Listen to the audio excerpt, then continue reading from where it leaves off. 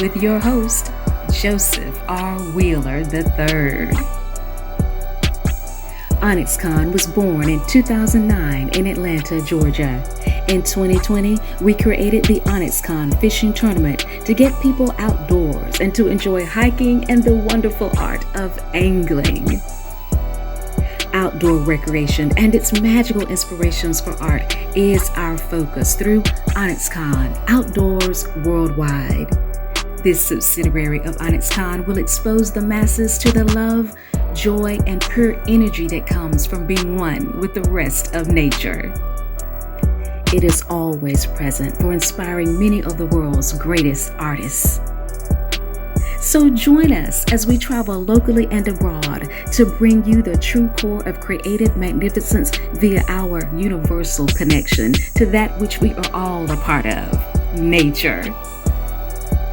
This is ONYXCON Outdoors Worldwide.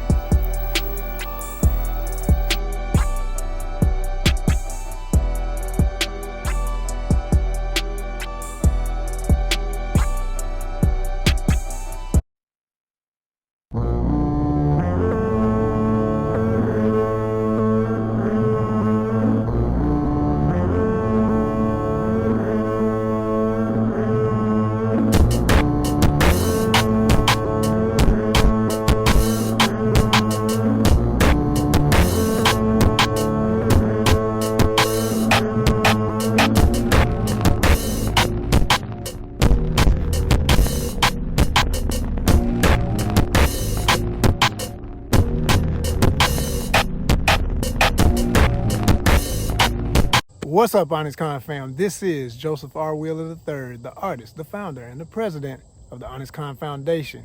And as you know, we do special interview footage through ONYXCON Outdoors Worldwide. And today, I'm honored to have one of my true friends in the biz, as a fellow actor, as a fellow thespian, as someone who is a true artist and a true ATLian.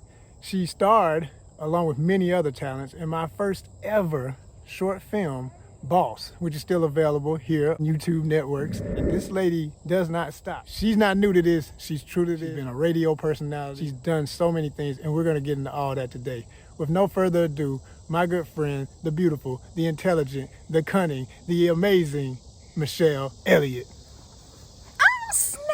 Oh, but thank you so much for having me on the show, Joe. I hope everybody knows Joe.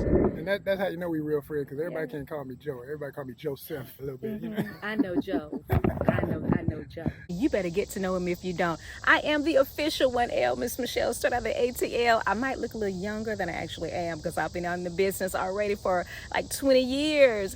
And yes, as an actor, writer, director, and aspiring producer. So I'm excited about today's show. ONYXCON Outdoors Worldwide. Y'all hear that voice, right? This is the lady who does the intro. So if you ever wonder who is that that's got that amazing voice, I am the voice. This is the voice, Michele Elliott.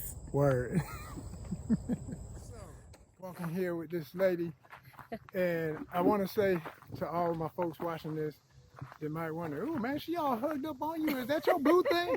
I mean, she is a boo, but she ain't the boo thing. This is not the actual bae. So for all the ladies who are still y'all calm down. Wishing, it's okay. Y'all, I'm very much still single. He's you know what I'm saying? I am. And this is my brother right here. Real talk. Gonna get him connected to the right one. All day. But my buddy here is slightly vision impaired, so you know we looking out for her today, making sure she ain't got no problems with her path, you know what I'm saying? Yeah. So that's all that is. And if anybody's concerned, you know, in this time, as we all are, about what's going on, I'm vaccinated, she's safe, she's testing regular, we good. I'm keeping it right out here. No, and I thank you for mentioning it, because like I say, my this is something that's but I've been dealing with since 2016, and my close friends and family, they know. But we Turn have this way a little people, bit. Turn we have, toward the sun. yes, we have so many people, like our wonderful performing artists who have, we have people like Ray Charles and Stevie Wonder and so many, even Forrest Whitaker with a certain eye stigmatism or visual impairment or blindness. And that's what's been encouraging me. So if anybody out there who's dealing with any kind of certain physical challenge, hey, know that you are here still for a reason, for a purpose. Your gifts, your talents still have value. So keep pushing and do what you need to do. And we have finally found us a beautiful spot. Oh my God. It's gorgeous out here. Absolutely beautiful. Absolutely gorgeous. Hi, buddy. How you doing? I'm all right. How are you? Good on this beautiful day. It is It's absolutely incredible. gorgeous out Incredible. here. I think we can give them a little bit of this spot. We are where now? We're at Red Top Mountain. We're right? at Red Top Mountain in Cartersville, Georgia. So for those of you who are thinking about traveling up this way, it's a great location spot. Great Really for is. boating, great for fishing. Just bringing the family and friends out too. You want to chill out at the lake. It's a great spot. Yes. Red Top Mountain. Absolutely. If you're wondering, I already told Michelle I'm gonna try and catch us some dinner before we leave this interview. The water's right there. I got a pole. I'm about to see what it do today. I'm gonna have to see if I can pull at least one for her. Gotta do it. So, you are from ATL. And when we say ATL, I always tell people we talking about when you were a real ATLian, it means we speaking of the metro area. You ain't had to grow up in the city You know, no. to be ATL. That is very true. I mean, we do claim the metro Atlanta area. Those of us who live maybe 30 minutes or 40 minutes outside Yeah, even of an hour Atlanta, even an nowadays. hour, we really do. We do claim that. But I grew up in Cartersville, Georgia, which is my hometown. And so shout out to everybody in Cartersville. Hey, how you doing? Hey, y'all. Hey.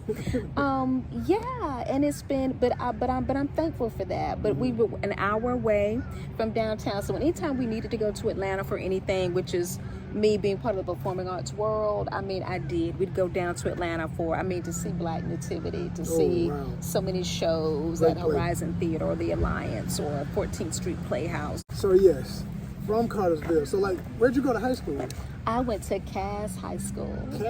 Cass High School, and we are arch rivals with Cartersville High School, the main high school. And if you don't know, Cartersville High School is super bad now because they've won like 2 state championships. Oh, bad as in good. Okay. Bad as in super good. And then there's a young man now who's been scouted for the National Football Leagues. He's an amazing quarterback, a young man. So you guys watch out for Cartersville in the news. All right, You've now. seen him on the, and my cousin was playing, so we've had some amazing athletes play for Cartersville High School. But so I'm shouting them out, okay, at Cartersville Purple Hurricanes, but my alma mater was Cass High School, the Blue and Gold Colonels, Okay, the Blue and okay. Gold, and I was in my band. Oh, Most you was people in the don't band too? know that love- Miss Michelle, I was color guard. Oh, I okay. love working out with my flags and doing dance choreography. Right, so right. I can see you doing that. Yes, See, I was in yes. percussion. I was in drumline and all that. okay.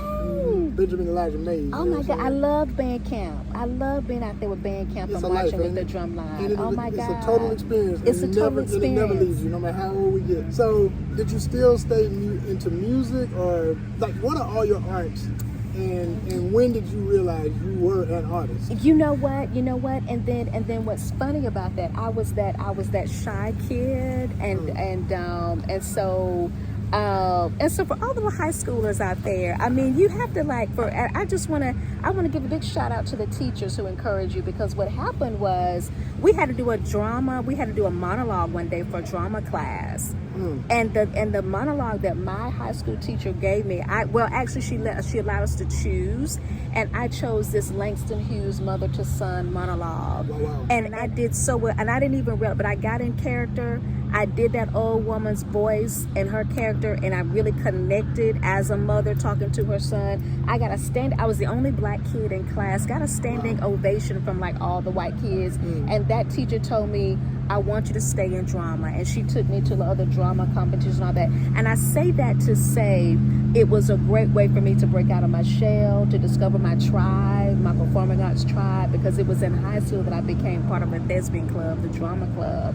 And then from there, the Future Business Leaders of America, the FBLA, and then being involved with the flag. So you said, okay, I got you. It's all about the teachers. Shout out to the teachers, because when I did that monologue and she gave me that acknowledgement and that affirmation, like, I want you to stay in drama classes. And she took me to the other one act competitions and things like that, and so I became involved in the drama club, and from there the Future Business Leaders of America, FBLA, and the Beta Club, and then got involved with my my dance choreography, being involved with band and the Flag Corps. So my high school life, I went from being that shy kid in the 9th and 10th grade to being more active in the 11th and 12th grade. And talk about being part of Carsville, the Miss Black Bartow County teen pageant was a big deal with the ladies back in the day. So I was part of that Miss Black Bartow County teen pageant, wrote my own skit, and then did that skit.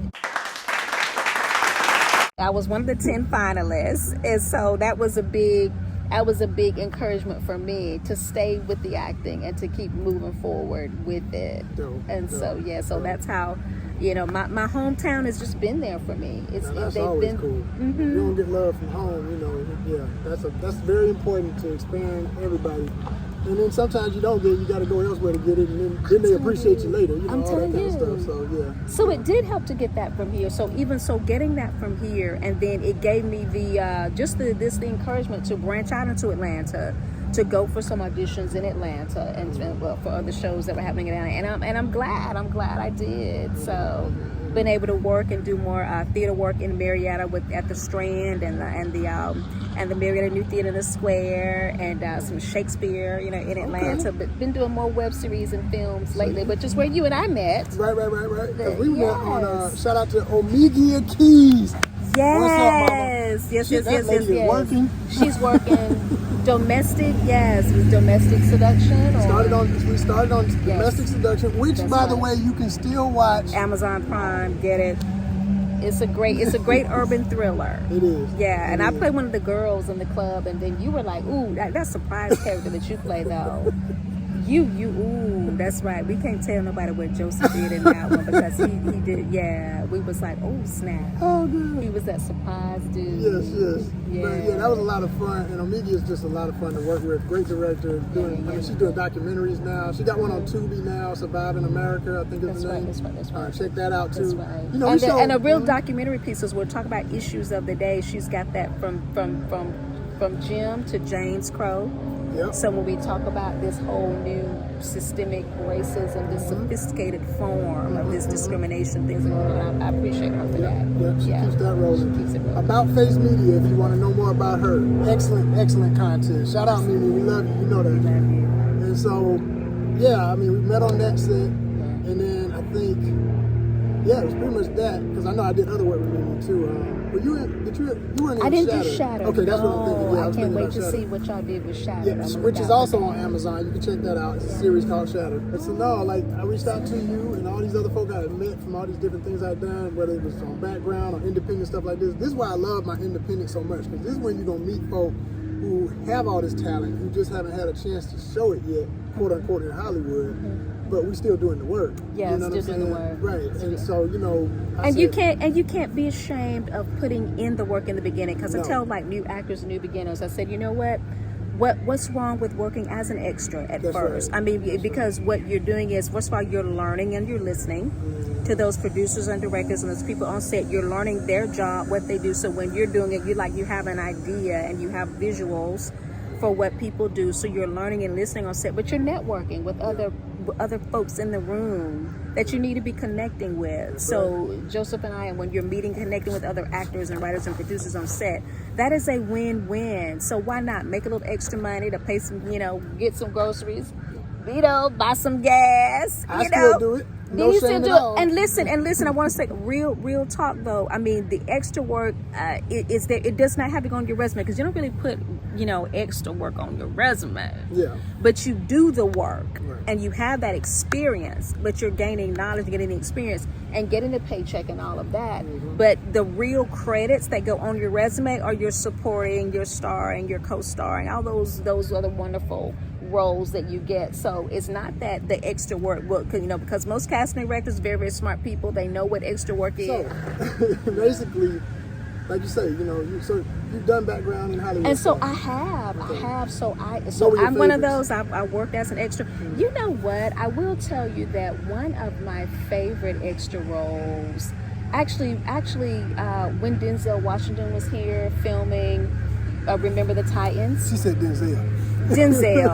Actually in the Paulding County School District. Yes, we were. So that was one of my favorite extra roles. Really working on the set with Denzel. Were you featured? Did you show no, up? not at all. Not at all. Just being one of the fans in the crowd and then watching them work. I mean, that was just really, really great for me. Yeah. And then even working as an extra on the set of Hunger Games. That was really, really cool. And the attention to detail. Now y'all know Hunger Games, right? And we got like 500 plus extras because they got the tribes and they got all these people from the districts coming. I'm like, you're really worried about my hair and my makeup and what I really look like. I mean, I had a little something that happened with my finger and I had a little Band-Aid on, and then he's coming through down the line checking wardrobe. He's like, I'm gonna need to take that Band-Aid off because, and I'm like, this little bitty thing, like, you gonna see that like on camera? But they're real particular. And I have respect for the craft. You learn why when you do show up. Oh my goodness. When you finally see a moment where you get literally featured on purpose, then you're picking yourself apart like, then damn, you are I because do notice this we were more featured out because we were running and we were the people in the tribes running and doing our different things. So but it was really cool to see from that perspective, and then from the technical perspective as well, because I was amazed at how much stuff wasn't there. This was green screened, and I mean, okay, this is gonna be, and so we're just in front of this green screen here, and this is just gonna be like cyber optics that moved in here, and I was like, okay. And you know what I was thinking, Joseph? You know what? When I went to college, I went to Mercer University in Macon, Georgia. Yes, and they have different camps. They have an Atlanta campus. They have like a Lithia Springs or Douglasville campus now. But I majored in business management, okay? And I thought I got to be focused on business. I thought I can't really connect with my little theater group, my tribe. That's going to be, I don't know why we do that. I don't know why we do this. So I stayed focused on business, got my business management degree. But I wish I had. I almost minored in French, so I do know a little conversation in French.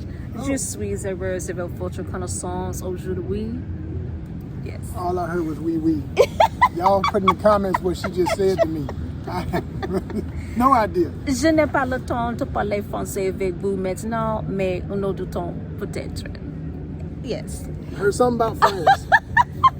So I do enjoy speaking a little conversational French, but I'm thankful that the business skills that I do have, I do want to utilize those in the performing arts industry and working for studios and other films that I'd like to act in and write and produce and things like that. But it was when I graduated college, like I was like, I was one of those people that left the corporate world and said, let me get back to doing what I love. I was working for Sarah Lee, and they had moved us up to Winston-Salem, North Carolina. So I was working in the corporate office there in North Carolina for like what? I mean, oh my God, that was back in like 92, 93, and for a couple of years. And then they started downsizing and doing all the stuff that they do in the corporate world, letting people go, and actually wanted to keep my position. But I said, no, I think I'm going to move back to Georgia and do what I love. And that's when I really heard my little inner gut talking to me like yes. But by that time, we were getting some things going with a lot of our film and studio industry here. So I said,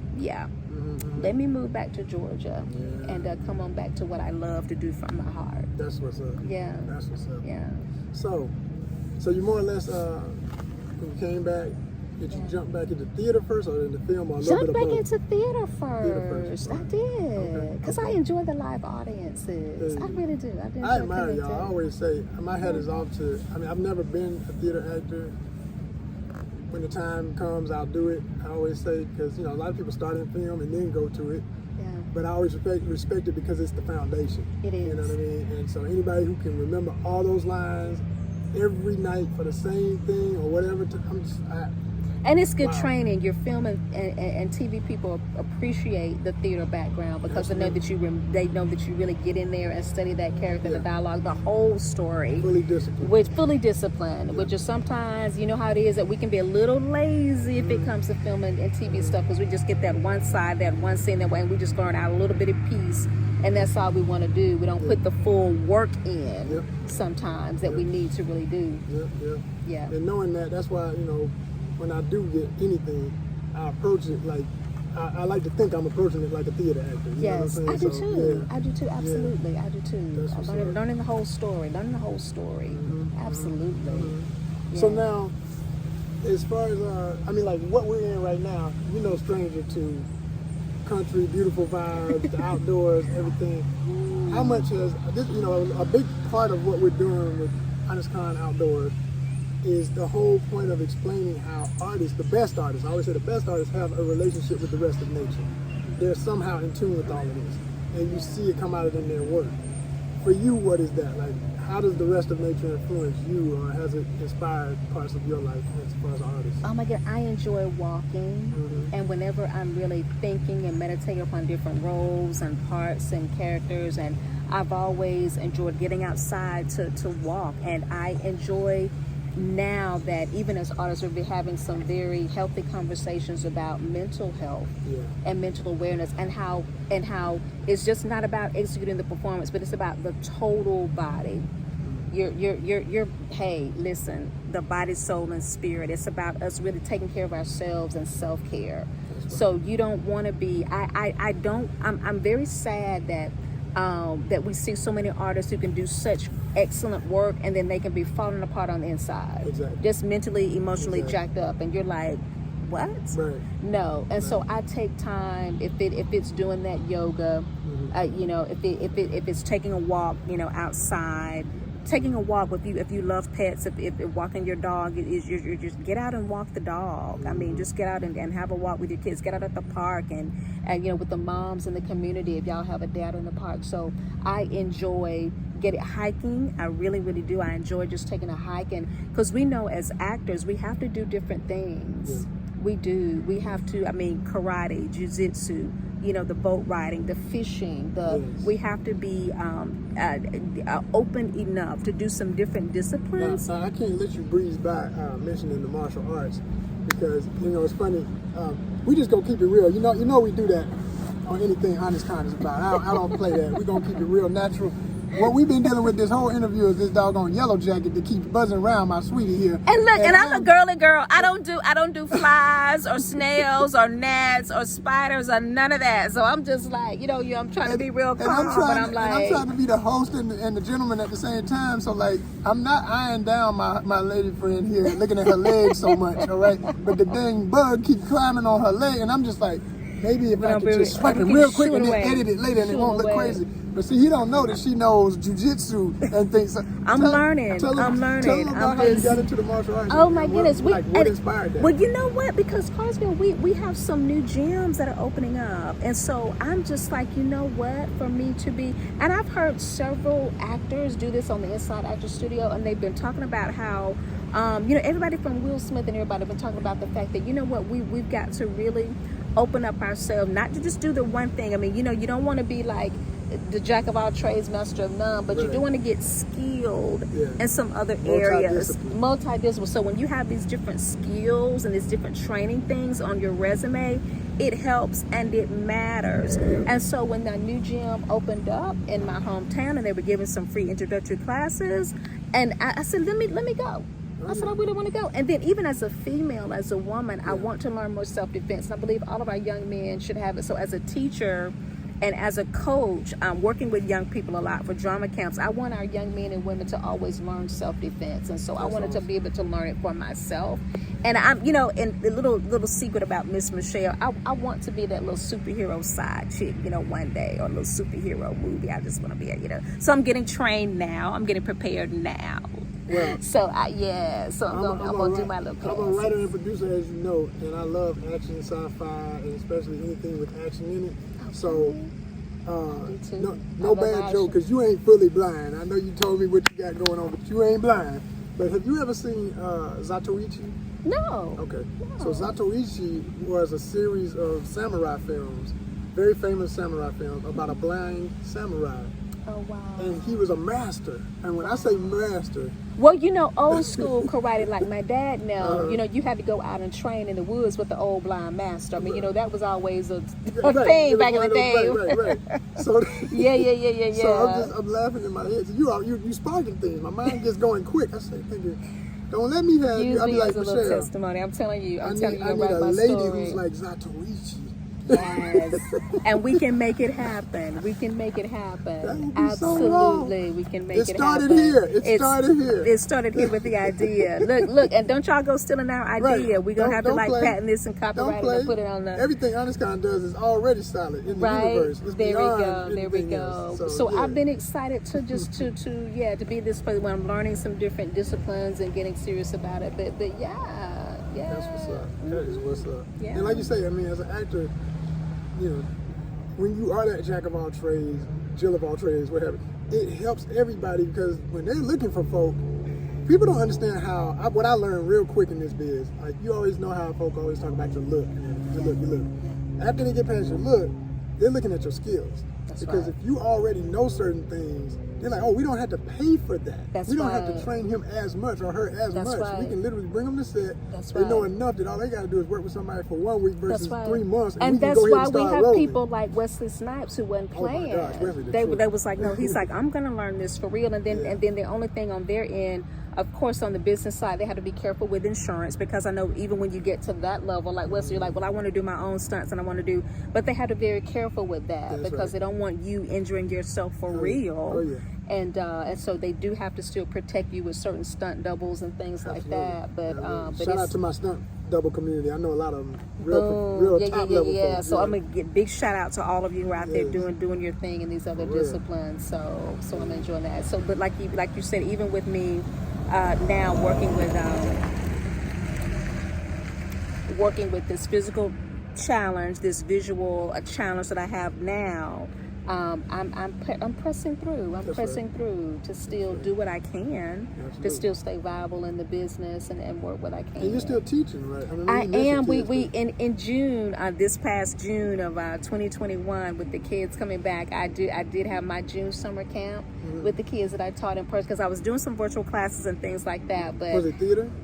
Yes, drama workshop, a summer drama camp that I did with the kids, and they were ages, let me see, from 8 to 10 years old.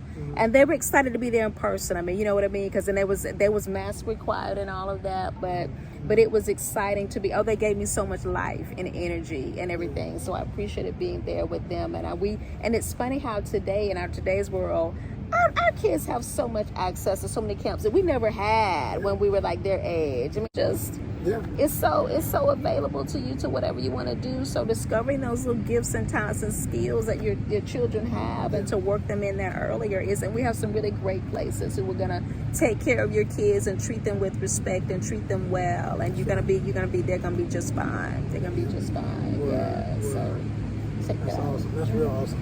So now, aside from just teaching, aside from martial arts, what other skills would you like to highlight beyond I know what I want to highlight. Your voice. This woman's voice. Talking to you in person is one thing, which is always, so impactful. But sometimes when someone has a voice talent like you do, and I want you to speak on your history in radio and all of that, and just any other voice that you do. But when I asked you to do the beginning of the ONYXCON show for me, for this show, I just know, I said, oh my gosh, Michele, that's who I need. Because it's just natural for you. Like, talking to you on the phone blows my mind. Like I say, this, it don't mess with me as much. But when I just hear I'm not looking at you and I'm here, like, good gosh, when am I going to hear her read the news and the weather? And you know what's so funny about that? Like I said, even when I graduated college and everything and you're putting in your applications for your jobs, and even before the corporate job came through and all that kind of stuff, and even here at the Cartersville Library, what kicked me off in some of the voiceover work was that here I am, like on the low key, right? You just trying to get a job, right? Working at our library, and we have this whole children's department open up, and they have this summer reading program, like with the kids, summer reading, and somebody's like, Michele does work with the Clubhouse players, and she can do the different kids' voices and these stories.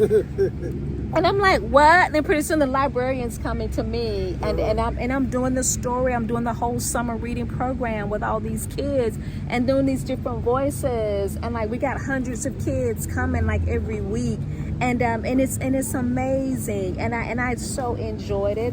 And so that was a kickoff thing for me, doing those different characters. I said, oh, this is what voiceover work is like for the voiceover actors working in these different little sitcoms and cartoon shows and all this. So that sparked my interest in it. And then a really good friend of mine has his home studio set up, so I do have a little voiceover reel that I've done, but then working with him and then working through the library system for a few years. But then it was a friend of mine also, our radio station, we that hits all of Northwest Georgia, so they roam LJ, all of our little Bartow-Cannon area here. They were looking for some other performing artists and other people who could work some of the nighttime, weekend, some of the part-time stuff on the radio. So that's how I got that little radio gig for a while. I was like, I can make some extra money being the radio talk show person for a little while, and did that for a while until they moved us up to Winston-Salem and all of that, and I came back. But I was glad to get the experience. I was like, okay, this is what it, but to have that under my belt was like, okay, this is some good stuff. And then to get a call from Mr. Joseph R. Wheeler III to say, oh, by the way, can you do this voiceover for me? I'm like, what? Well, she's giving me the perfect segue to give her flowers on camera and say, Michelle, you are the truth. Not only did she show, you see what she's wearing today, right? I didn't tell her to match and rock her ONYXCON gear. She came in her ONYXCON Film Festival t-shirt, okay? That I gave her, I can't even remember how many years ago when we debuted Boss. It had to have been 2018, 2019, when, after we made it in 2018, but, thank you. It just, she just real, y'all. This is a real one right here. You hear folks talking about real ones, real friends, real people in your life that know the support. There's folk who talk it, and there's folk who walk it and speak it. And I'm happy to be in a position to support you. And listen, can I just say on behalf of this Mr. Joseph R. Wheeler III, when we have young African American males in our community, I see, because you all see white. What do they show us on the news? We see the negative, don't we? But boom, straight out of the ATL, we see our businessmen, like boom, who are on the real, like this one right here, who are just like about their business and treating folks with respect and honor. And I'm telling you, and he's inspiring other folks to do it. Working with crews, I mean, you're getting work to other people, which is amazing. So I'm just so proud of you. And listen, when you can teach somebody, look, because there's an African proverb, right? You can what, give a man a fish, but he can eat for a day. Come on. But when you teach him how to fish, he can eat for a lifetime. And this one right here, now that's a lost skill, because I wanted to give you a big shout out for that, because one of my older uncles was teaching his sons to fish, and I'm so glad they still do. But it's such a lost art today. And for men, that's the way that you all connected back in the day. Like my dad and granddad, that's how they talked, that's how they connected. They would get out there and just sit out there and just fish. Yeah. And many ladies too. Forever. Now the ladies have been getting out there, but I'm so proud of you because that's when you can take time to get mentally healed and just meditate and just think and get quiet in front of the water. And that's a skill. I saw you flip that fish around and clean it in that video. I was like, how is he? Like, what? He got some catfish. I was like, well, the more she talks about fish, and y'all know. like, and sliced it and diced it, and I was like, Oh, gosh. what? Made it look so good. Hey. I was like, Chef Joseph is up in here, done caught it that morning. That's right. And showed us how to clean it and skin it. Yes. And eat it all in the same day. I was like, man, you better show some young brothers how to do that, because we done forgot how to live like that. We done forgot what we got to do. Well, we're going to remind them. We're going to remind them right now. And on camera, I'm going to, let's see, where am I? Oh, damn. I don't have my mask. I'm just going to do this because I want to give you a hug. Oh, I don't want to be all up in your face. Ah, man. Thank you so much, Michelle. Thank you. This is awesome. Thank you. And we about to do some fishing right now. I'm literally serious. I'm about to get out here because it's about lunchtime and I am hungry. And if we don't catch one, we're going to just go get something to eat. But we're going to make sure we at least give her something to take home. So let's see if we can do that. All right? Thank you, Michelle. All right, thank you. When do we take time out to sit by the water? Come on. Oh God, this is such a heavenly When I tell you this is like a moment from heaven, listen to these waves. Yes. Listen.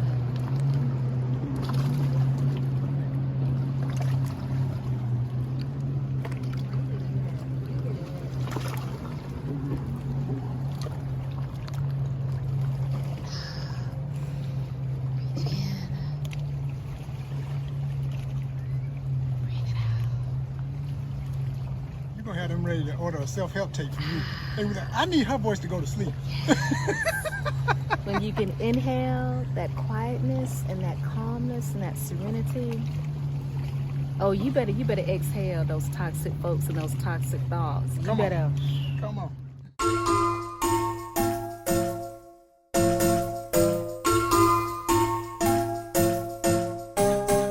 And what bait do you use to catch? What's your good bait? Yeah, this is a lipless crank, and when I say lipless, meaning there's like a lip that can be on it that makes it wobble a certain way.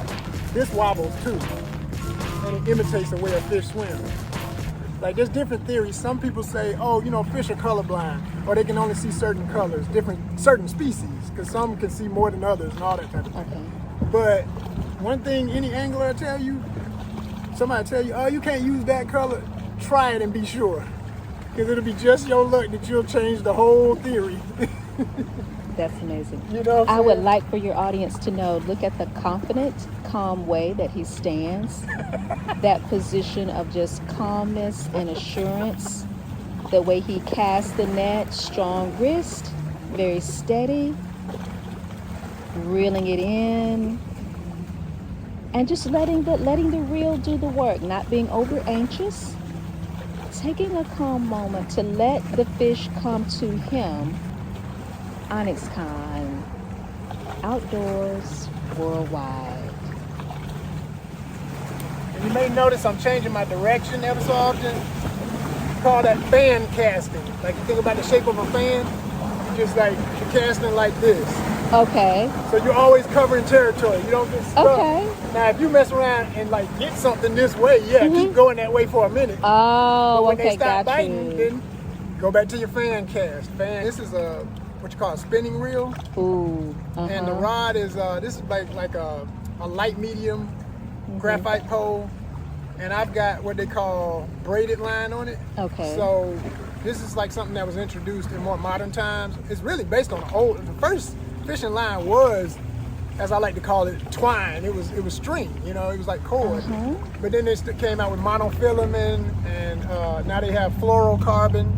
See, I was going to ask you about fishing poles later because what's the cost on that? I mean, a that fishing pole, that nice. can be cheap. Ooh. Like as people make the joke, the Wally World pole, or you can go up to like super expensive.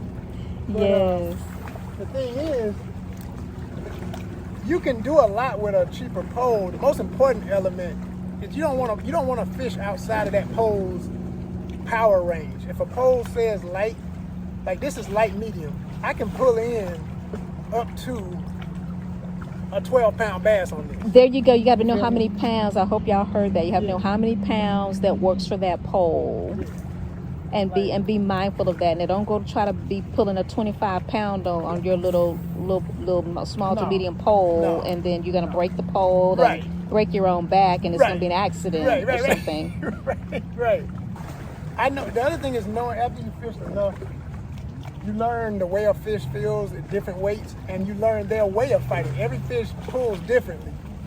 So if you mess around and got a 20-pound fish on this pole, with the line I have, if I play it right, if I let it wear itself out, like you can adjust what's called the drag. That's what this is on the top. You can tighten it, you can loosen it. Okay. And if you loosen it, you let them run. You let them take line, and then you reel them back a little bit, and then they fight some more. You let them take it. You just keep doing that until it wears them out. It's like a boxing match. That's why people call it a fight, because sometimes you're not necessarily more powerful than the opponent, but you're smart enough to wear them out. Yes. And once you get them where you want them, bing, then you can reel them on in. You got them on shore. Yes, reel them on in. But there's always a risk with that. Like I'm using 30-pound braided line, which it's a ratio. This pole takes up to I think like 10 pound or 12. But that line is the equivalent or can be the equivalent, I think 30 can be the equivalent of all the way up to, I don't want to say wrong on camera, I just say it gives you the advantage of you can put more of it on a spool. Okay. And so you can still use it without it messing with the mechanics of your reel. Okay. It'll still work. Okay. But you also don't want to go too high. Like I wouldn't put 60 pound on here. Okay, no, like that 30 makes is about sense. the max as far as braided line. Uh-huh. But if I was using monofilament, I would just use what's recommended, period. You Yes. know, stay in the range. Yeah. Stay in the range. See, that makes sense. Yes.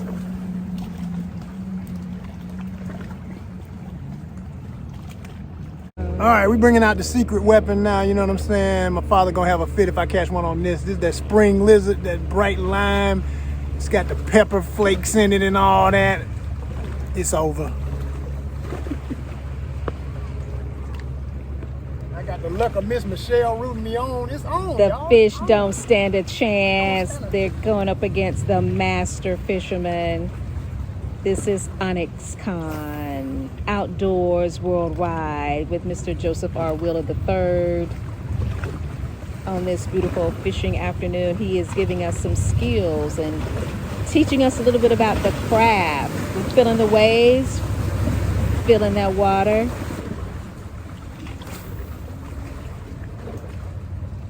So the thing about a lure like this is instead of just a steady straight retrieve, you can bounce. You can do that, but you can also just bounce it. Like kind of leave. You see what I'm doing? Like just tipping it up and down like that. Because what happens is down there, it's doing like this. A little bit of mobility so that they see the fish, see it moving a little. Yeah, and it gives them time because some days they're biting fast, some days they're biting slow. If they're biting kind of slow, you slow it down for them with a lure like this. So it's easier too. Like I could reel slow with the last one I had, but. So it's the allure, the illusion of what you're doing to bait them, Right. Right. to go ahead and bite the hook. Yes. And a bass, they're just naturally aggressive. Sometimes they don't bite out of hunger; they bite out of territory. Like, what you doing over here? Like, Yeah. what is that? Why are you so close to me? Yeah.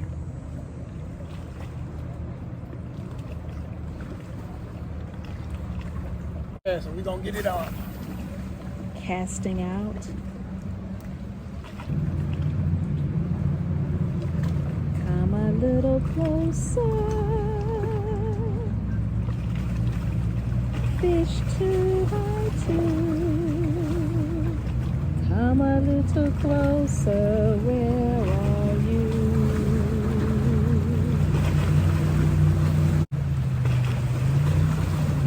Come a little closer. Fish today.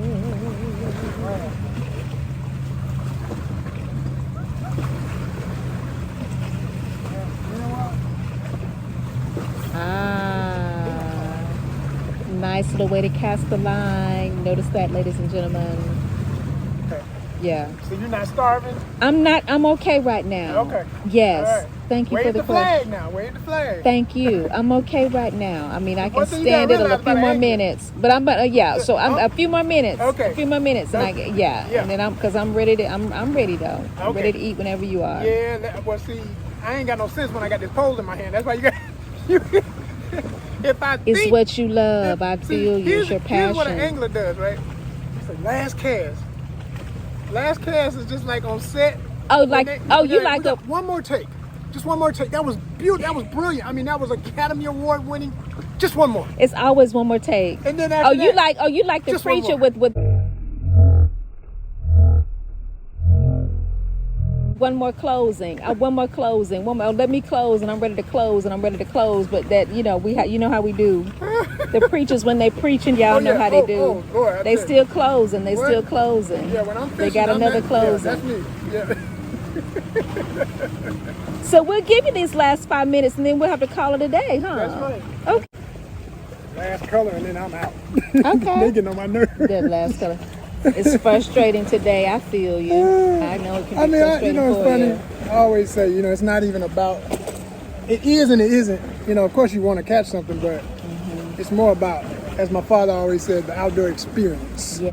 Well, now let me ask you a little performing arts question as we Sure. wrap on out today. Oh, absolutely. So with the longevity that you've had in your career, what we get a lot of no's, and we have to be able to handle that. How do you handle the quote unquote rejection of when you get a no? What do you do to bounce back from that and pull forward and move forward? Well, unfortunately in Hollywood, it's just a lot of ghosting and people never following up, so you sometimes never know how you did, you know. And even though it's been that way so long, most people accept it. That doesn't mean it's productive. I truly think, like in my organization with ONYXCON, when I used to put out for tables for people to vend at the event, and sometimes I would get folks, you know, their stuff was not up to par. Change this real quick. Yeah, I think the light might be better. Yes. You know, I started feeling like, you know, I said, you know, I would tell people, I say, this is a projection letter. And I knew for some folk, they look at that like, oh man, you just playing with words. You still telling me, nah, you know, I'm not good enough. No. I'm telling you, today, you're not ready. But if you go and get ready, and I didn't leave them without resources, I would suggest classes locally and things to do. People who were part of the event that I knew were teaching and things like that. You know, and I've taught, but you know, I did that for years, but then I got to a point where I got tired of the teaching environment. I want to produce. You know, that's that whole line between teacher and producing. Are you still producing? Are you living your dream? Have you finished? Have you done what you said was your purpose? Then you can teach, and you don't have no resentment. You don't have any regrets about you not finishing what you want to do from your heart. Yeah, and you're not putting that on your students, because they'll know it. They'll be like, you know, dang, man, it's like the parent who, you know, trying to get you to finish their dreams because they didn't finish something. That's right. You know, all of that stuff. So anyway, I was just like, I would send people projection letters, and it didn't happen a lot, but when it did, one of my best scenarios was an artist that came back maybe a couple of years later. And he admitted, he said, man, I felt real salty about that letter, but you know, it made me inspired. Because you know, like I say, I gave him resources too. He said, and I went and did a lot of that. I went, you know, and other stuff that I hadn't even said. And his work went from here to just. Love it. He followed through. And I put him in the art show. You know, I put him in the art show. He got a table, all that. But I'm saying, because he was willing to do the work, and he didn't take it personally. He understood. But you know, with Hollywood, and I hope y'all heard that. Not taking it personally, but taking that constructive criticism. Right. But the difference with Hollywood is a lot of times, you know, they're just. It's all about the money. We don't have time to tell you what's working and what's not. You figure it out. You know, it's like that, you know. Yeah. So that's why it's so good. And you can take a person, like you said, a lot of times if you're not getting recommendations from them, or sometimes you can from your agent, you can follow up with your agent and say, okay, what really worked and what didn't. Right. But if they don't give you that, then we stay connected to other training and other classes and education that can really give us the feedback that we need. That's right. I mean, don't get lazy with it. Don't be lazy and just take it as a no and give up. And then you done got all discouraged, and now you get home laying in the bed and you ain't doing nothing. No. Right. You better get yourself up out that bed, brush your teeth, take that shower. That's right. Connect with some other artists, get online again. And that's where I really was going with it. You have to, and for me, connecting to other artists, doing what I'm doing with this, you know, sharing all this information, but like, you know, being able to, like you say, connect with other artists, because we're really, if your goals are Hollywood alone, good luck. You need to be doing independent. I keep saying to all my friends, everybody you see that is somebody now that came out of nowhere and seems like, man, how'd they do it? Like, they weren't one of those legends that been there for years and stuff. They were the people who, you know, suddenly out of nowhere, you just saw them, like Issa Rae. I love to use Issa Rae as an example. Awkward Black Girl, her own show with her friends in LA, making a series on YouTube. Absolutely. It works. Absolutely. It's like you do that. Isn't our own independent our producers and directors? I mean Jordan Peele. I mean, come on now, John Singleton. That's it. Spike Lee. That's you know what? We've got creative artists. We're not just sitting back waiting for somebody to call us. We gotta be directed. We gotta give them some clips and some reels and some things to see when they're seeing our work. Okay, and like, oh, by the way, And let's be 100 with it. You only need. It's not even just as specific as Hollywood. You only need any established, financially secure, super capital, old money, wealthy established infrastructure That if one, yes, in that area. if you have not built your own. Tyler Perry has his own, and they came to him asking him, can we make you a part of this? That's right, because they're going to be watching for some more. They're going to be looking, what can we see that you've done, right? Yeah. Yes, indeed. That's it. And it can pull you forward into the next level in your career. Boom.